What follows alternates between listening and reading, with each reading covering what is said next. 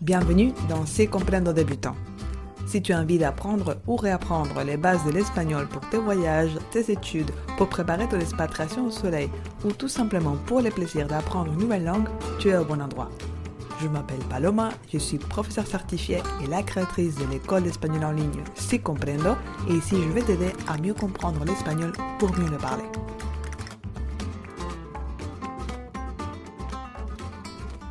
Hola Caracola, ¿qué tal estás? Suis-je trop vieux pour apprendre l'espagnol? Si tu as plus de 50 ans, tu t'es sûrement déjà posé cette question. Aujourd'hui, je partage avec toi l'histoire de Bernadette. Elle a rejoint mon club de lecture en 2023. Et je me rappelle comme si c'était hier. Elle était la plus faible du groupe. Je voyais sur son visage que c'était difficile, que ça la frustrait de ne pas pouvoir répondre que par des phrases très simples, mais elle s'est accrochée. Elle a continué à lire. Elle a étudié la conjugaison. Elle a participé aux cours en groupe. Et puis, elle a basculé sur un programme individuel avec moi pendant presque un an pour accélérer sa progression. Aujourd'hui, Bernadette n'est pas bilingue, mais l'espagnol n'est plus un frein dans sa vie. Elle prend du plaisir à communiquer. Elle est détendue quand elle parle. Elle montre sa vraie personnalité. Elle n'a plus peur de parler parce qu'elle comprend quasiment tout. Et le plus important, elle ne se sent pas une extraterrestre quand elle va dans sa résidence secondaire en Espagne parce qu'elle sait qu'elle pourra communiquer dans toute situation, même si elle ne maîtrise pas encore parfaitement la conjugaison, même si elle ne connaît pas tout le vocabulaire du dictionnaire. Ce n'est pas grave. Débloquer son oral en espagnol lui a permis de mieux s'intégrer pour profiter à fond de sa retraite à cheval entre l'Espagne et la France. Et elle n'est pas plus intelligente que toi, crois-moi. Elle a suivi les étapes que je vais te montrer lors du challenge que j'anime du 23 au 27 juin. Un challenge 100% gratuit pour t'aider à passer de « je ne comprends rien et je suis incapable de faire des phrases » à « je peux connecter avec les natifs sans peur de faire des erreurs ». Ah mince, Paloma, ça m'intéresse, mais je ne suis pas sûre d'être disponible. Ne t'inquiète pas, j'ai prévu un replay pour les absents, même si je te conseille de participer à un maximum de lives pendant cette semaine de folie, parce que d'1, l'énergie du direct est incomparable, d'2, je vais choisir des personnes parmi les présents pour les coacher à l'oral gratuitement comme si c'était mes élèves, et enfin, il y aura des cadeaux réservés uniquement aux personnes présentes. Dans tous les cas, que tu participes au live ou pas, inscris-toi gratuitement au challenge en cliquant sur les liens que tu vas trouver dans les notes du podcast. C'est une opportunité unique et puissante pour commencer à débloquer ton espagnol, alors j'espère t'y retrouver. Et maintenant, place à l'histoire de Bernadette dans 3, 2, 1.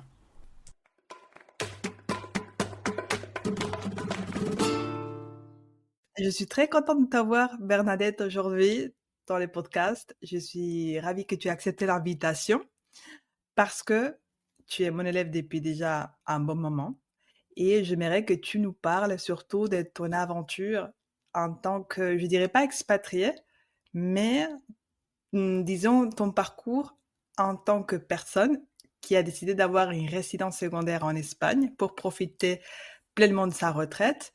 Mais avant cela, avant d'attaquer le sujet d'aujourd'hui, j'aimerais surtout que tu te présentes et que tu nous parles un peu des langues de ta vie. C'est la question que je pose toujours aux invités pour commencer. J'ai bien compris, l'homme de ma vie, c'est ça que tu as dit? Non, les langues de Ah, ta vie. parce que Après, tu peux nous parler de l'homme de ta vie. Si tu as envie de nous non, parler non, de l'homme j'étais de ta vie, tu surprise, peux. j'ai mal Mais compris. plutôt des Langue de ta langues de vie. ta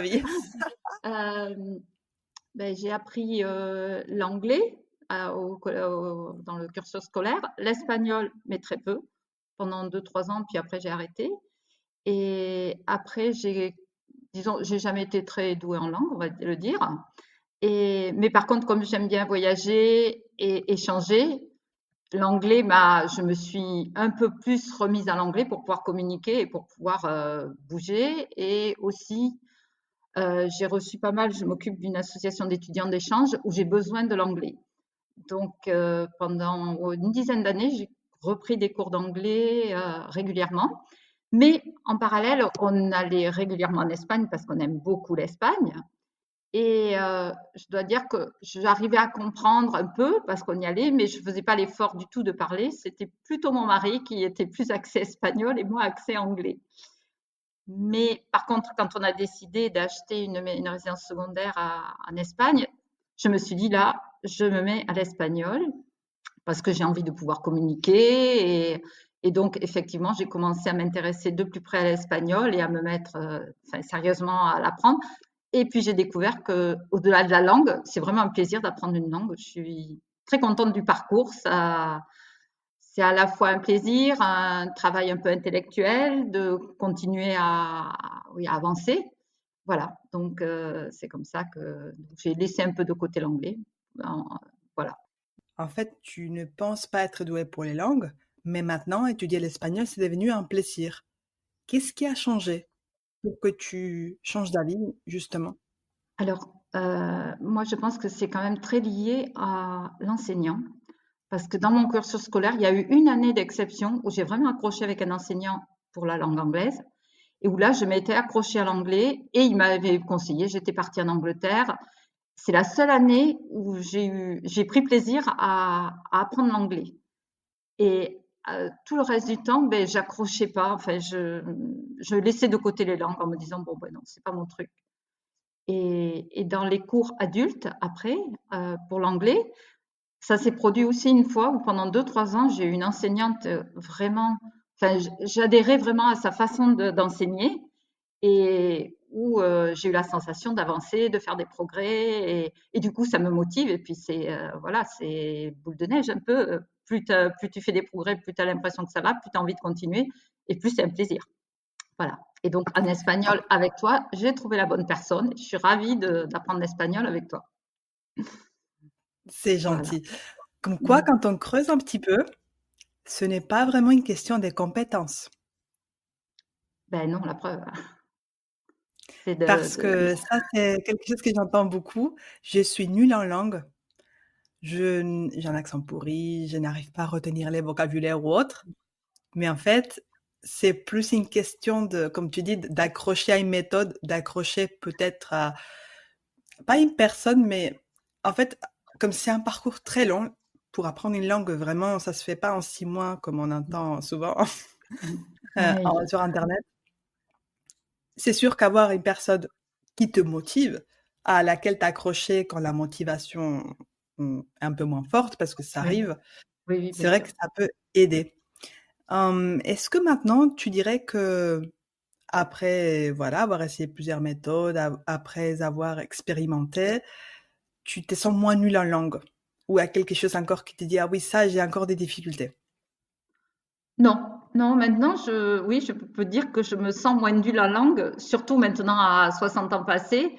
Dans mon entourage, je vois bien que, bon, il y en a quelques-uns qui font l'effort d'avancer en langue, mais pas tant que ça, si c'est pas acquis jeune, je veux dire, hein.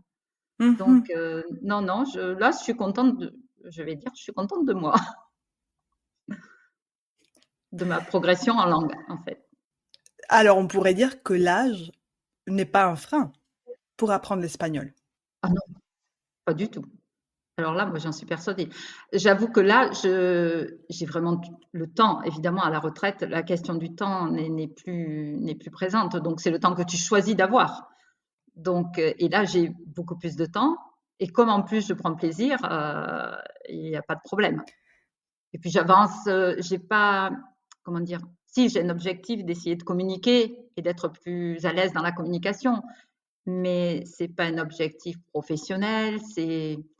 C'est un objectif assez cool, je veux dire. Donc j'avance à mon rythme, je vais là où j'ai envie, au fur et à mesure. C'est ça, moi, quand je vois comment le retraité vous profitez de la vie, franchement, j'ai hâte d'y être. C'est pas pour tout de suite. Il faut Non, encore c'est bosser vraiment un bon quelques moment. années, hein, Donc, j'ai pas mal d'années devant moi. oui, Mais c'est oui, bien que tu dises tout ça, parce que souvent j'entends alors les commentaires ou comment dire, l'obstacle, qui est plus un obstacle mental pour moi, qui dit que bah voilà, j'ai moins de neurones, je retiens moins bien. Même parfois, ça me fait trop marrer. J'ai pas le temps quand je suis à la retraite. J'adore ça. oui. Là, c'est un choix, hein. Et oui, mais en effet, comme tu l'as dit, c'est une activité qui permet, l'effet d'apprendre les langues, c'est une activité qui permet d'entretenir ses capacités cognitives, d'avoir un nouveau projet, de s'occuper, de voyager avec un projet qui nous tient à cœur. de s'épanouir. Donc voilà, c'est que du positif, comme tu as dit. Et finalement, Exactement. voilà, c'est pas du tout un frein. On peut faire des vrais progrès et tu en es la preuve. Parce que quand je t'ai rencontré pour la première fois, tu avais pas du tout les niveaux que tu as aujourd'hui. Donc tu as vachement évolué. Et par rapport Mais du merci. coup, oui, et tu sais, je te l'ai dit même hier quand on a fait les bilans de compétences, les bilans final à la fin du café Fragnon, je te l'ai dit. Donc voilà, tu le sais. Et Mm. pour revenir à ton projet d'achat de résidence secondaire, parce que ça, je sais que c'est quelque chose qui intéresse pas mal l'audience du podcast et des personnes qui me suivent. C'est un peu un rêve pour beaucoup de personnes d'un jour s'installer en Espagne, soit pour la retraite définitivement, soit comme toi tu as fait avoir une résidence secondaire, soit carrément des expatriés pour voilà commencer une nouvelle vie. Mais dans ton cas, tu as attendu la retraite pour faire ça. Cependant, tu m'as dit hier justement que tu connaissais très bien les coins où tu as décidé d'acheter. C'est ça? Alors raconte-moi un petit peu comment s'est passé ce projet, comment tu es passé de je passe mes CT ou mes vacances dans un coin en Espagne à j'achète une résidence secondaire.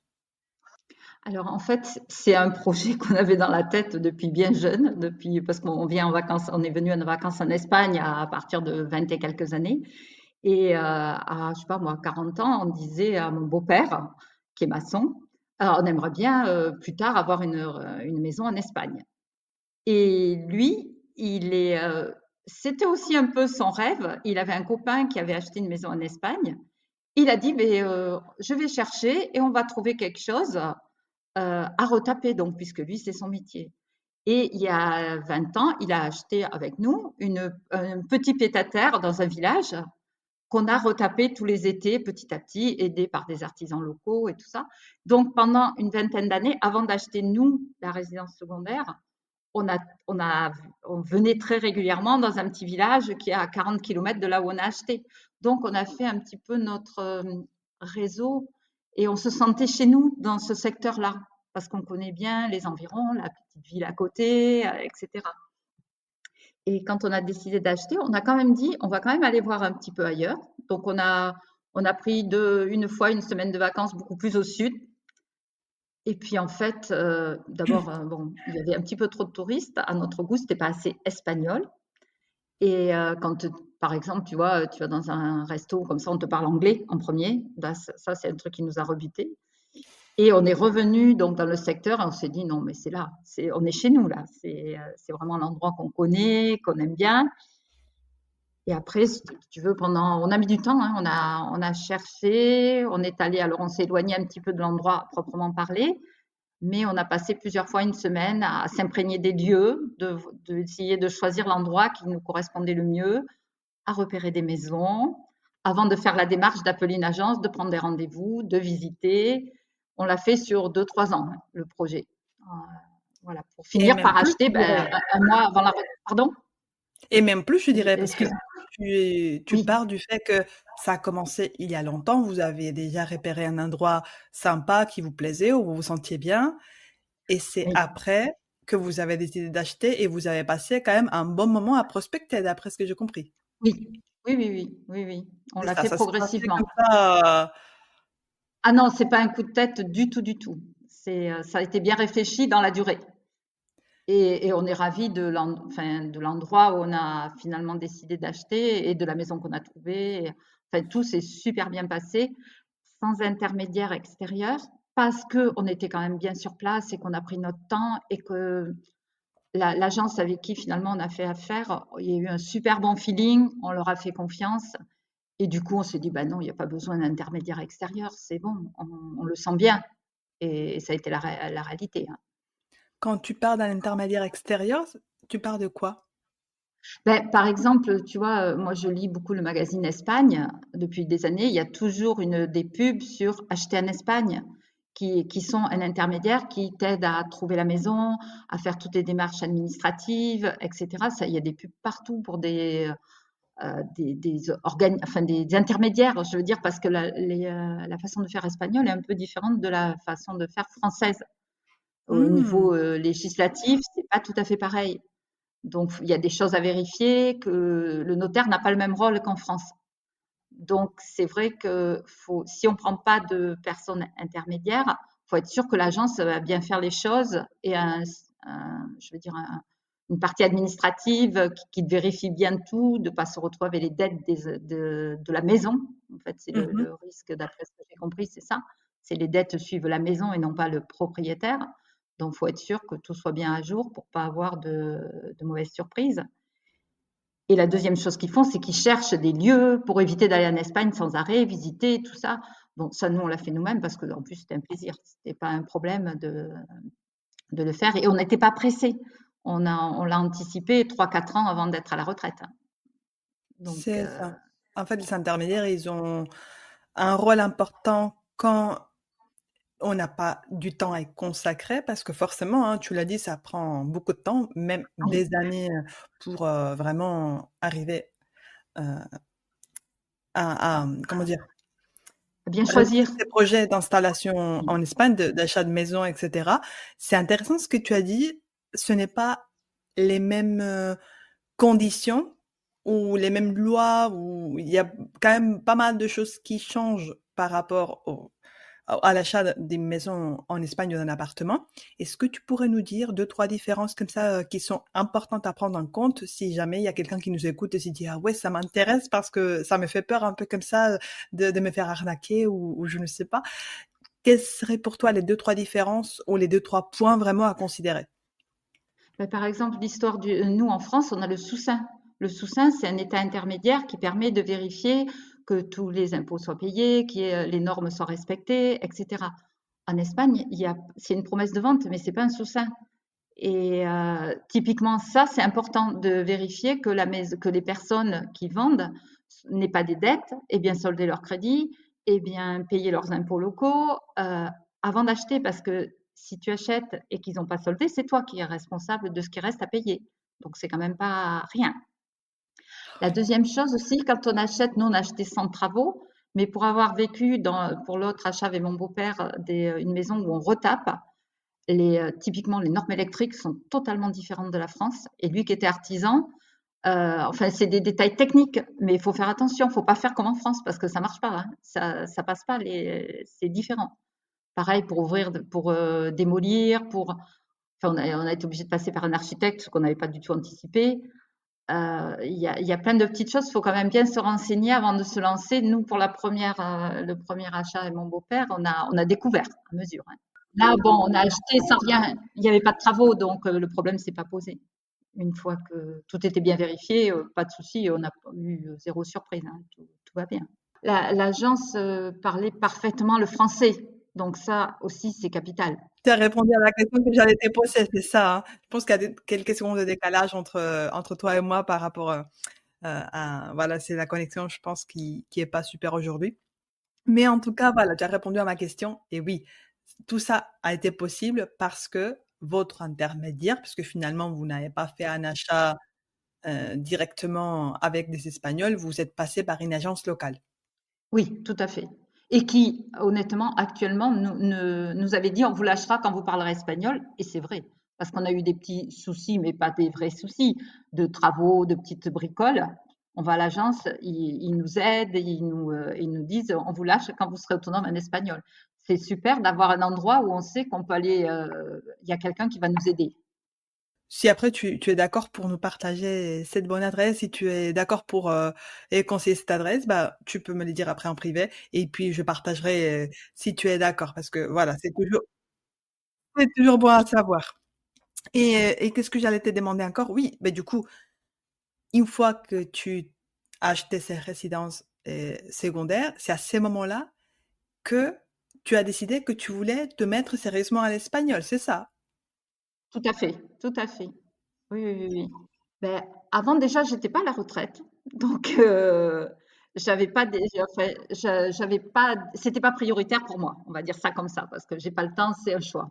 Mais c'était pas une priorité. Mais par contre, c'était un projet. Dans ma tête, avec l'achat de la maison, je m'étais dit, je me remets à l'espagnol parce que je veux communiquer, parce qu'il y a besoin. Enfin, quand on y va, nous, on y va maintenant régulièrement. On y passe, je sais pas moi, entre un quart et un tiers de l'année.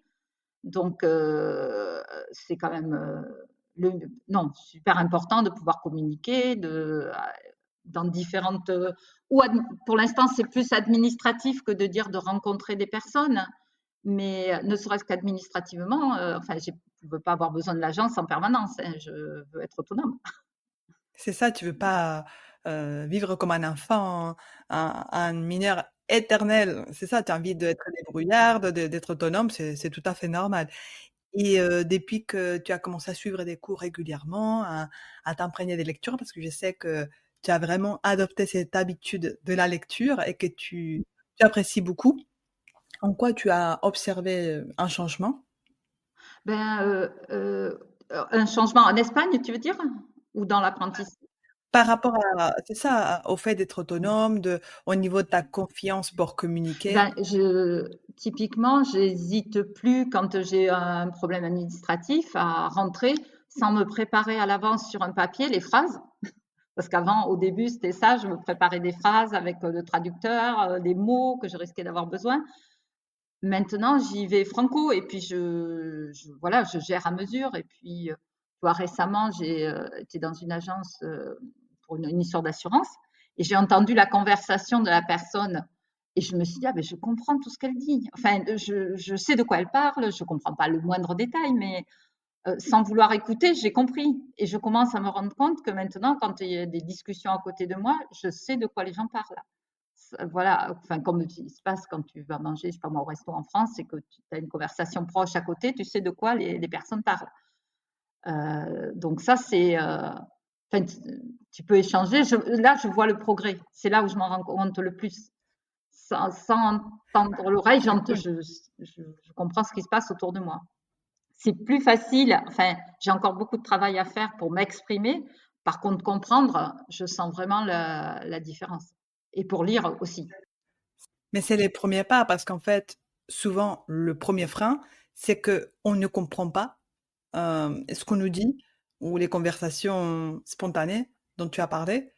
Alors, nous exprimer, c'est encore plus difficile. Voilà, si on comprend pas ce qu'on nous dit, impossible de communiquer.